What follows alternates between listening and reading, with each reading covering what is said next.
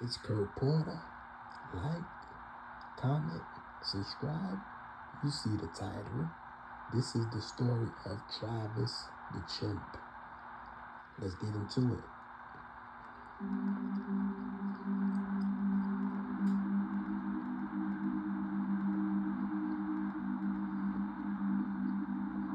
On the 16th of February 2009, at around 3:40 p.m., an adult male chimpanzee named Travis, who had been kept as a beloved and pampered pet for many years, went berserk, mauling and severely injuring a 55-year-old woman. Wow. This prolonged assault continued until police arrived on scene and shot Travis dead. What triggered the violent attack will forever remain a mystery.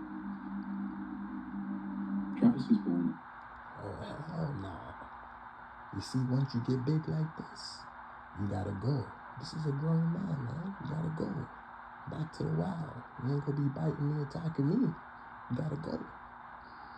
Back to the wild. To a jungle somewhere, far away from me. At a chimpanzee sanctuary in Missouri on October 21st, 1995. He was soon adopted by Sandra and Jerome Harold, who named him after their favorite singer, Travis Tritt. The Herolds raised Travis at their home in Stamford, Connecticut, where he was treated as a much-loved pet. He would ride with the Herolds as they went to work or went shopping, and would pose for photos in their truck. He was well known and liked by the residents of the town, and was even the subject of a great deal of love and affection from local law enforcement, who saw him as a quirky but lovable pet. Neighbor Tony McCary, lovable pet when he was a baby. Yeah, when he was a baby. When he look like this now, that's out the window, man. It's over. Even used to wrestle with Travis on a regular basis. He noted that the animal was always extremely careful when playing and knew when to stop. Indeed, according to Tony McCary, Travis listened to instructions better than his own nephews. Travis could dress himself, water plants, feed hay to the Herolds' horses, eat at a table with the rest of the family, and I ain't gonna lie. Mr. Travis smart, man. Brush your own teeth, driving cars. But the part that I'm hearing is that he know how to listen and stop. So what happened that day, man? What happened? What caused him to stop? drink wine from a glass. He could use keys to open doors and log into the family computer to look at pictures. Smart. He watched baseball on television and used the remote control to change channels. Nah, He gotta brushed watch his some own teeth basketball, and drove a man. car once or twice, and even learned the schedule of local ice cream trucks so that he knew when to expect one of his favorite treats. Indeed, Travis was so well behaved and capable that he starred in several commercials for brands which included Pepsi and Old Navy. Oh, Travis was famous. Getting to that bag, man. You in commercials?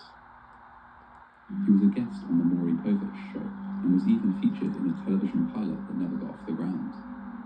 All things considered, he had quite a career. One or two incidents do stand out from his otherwise glowing track record. In October 2003, for example, Travis was riding in the Herolds' car when he was hit by an object thrown by a passing pedestrian. The chimp let himself out of the car and chased the offending individual, who fled the scene, a sensible move when confronted with a 200-pound angry chimp.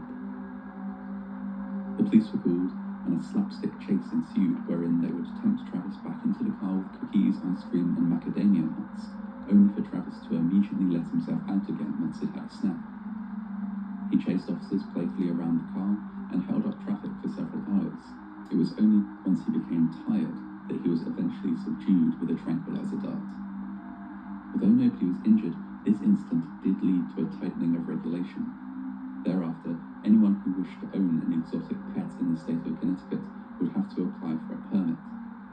This law was, however, not enforced on the Herolds, since they had owned Travis for so long. In a separate incident, a woman who lived in the same area as the Heralds alleged that Travis bit her and tried to pull her into a car sometime in 1996. What? While this does seem like a more serious cause for concern, no record of the incident can be found, despite the woman noting that she reported it to the police. Despite these blips, Travis was considered by one and all to be harmless, well-socialized, and charming. That all changed on the 16th of February 2009. By this time, sadly, Jerome Harold had died of cancer, and the family towing business was run largely by 70-year-old Sandra Harold. She was assisted in this by employee and friend Charla Nash, who helped run the business, look after Travis, and keep Sandra's personal life in order. On this particular day, Travis had taken Sandra's car keys and left the house. Sandra called Charla so that she could come over and help her tempt the chimp back inside. Charla, who was very familiar with the animal, took one of his favourite toys, a Tickle Me Elmo doll, and went outside the house.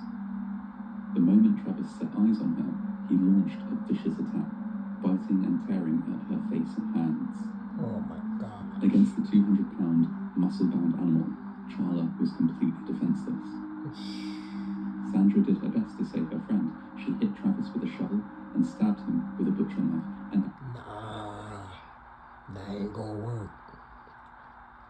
You gotta go get your gun.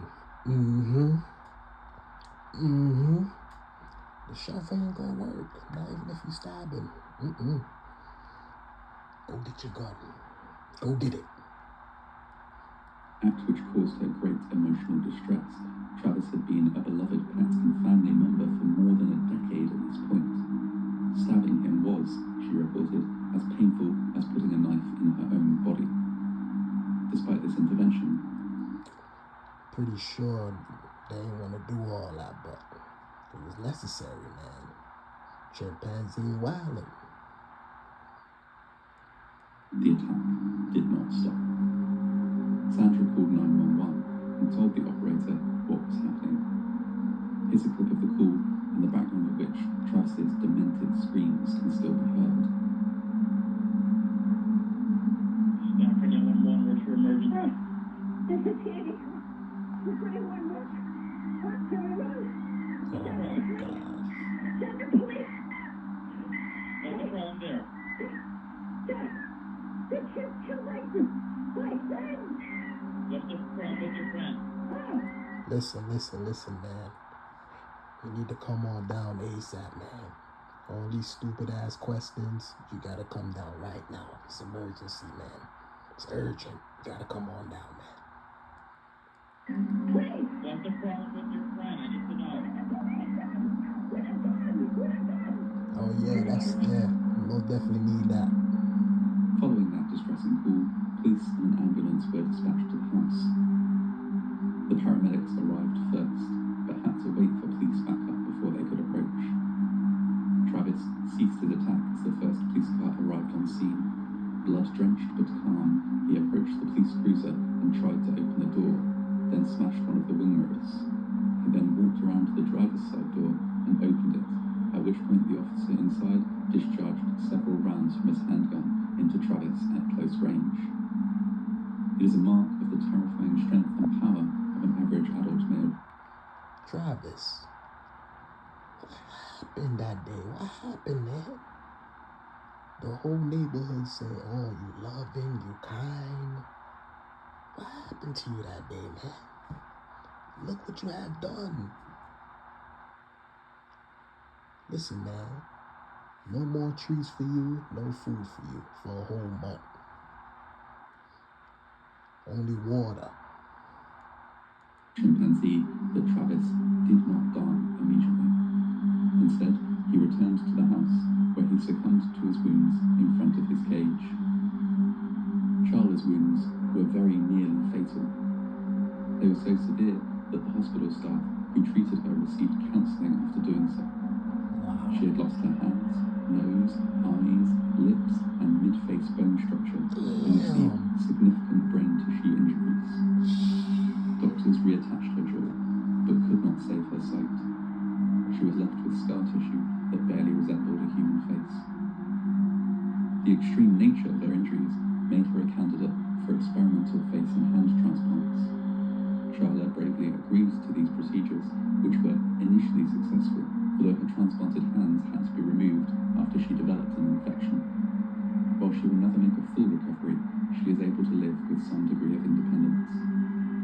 In order to raise funds to pay for her astronomical medical bills, her family started a trust fund. Charla also appeared on the Oprah Winfrey Show. She routinely speaks about the responsible ownership of exotic pets. Chimpanzees, she says, should not be kept by anyone. You're damn right. You should not be having a wild animal. You should not. Sandra Harold died a little more than a year after the incident, her health likely affected by the massive pending lawsuit against her and the stress of a terrible, violent attack against a close friend. She passed away after suffering an aortic aneurysm and was buried along with Travis's cremated remains. That leaves only the mystery of why Travis did what he did. There may have been several contributing factors. On the day of the attack, for example, Charla had a new hairstyle, and so may have been unrested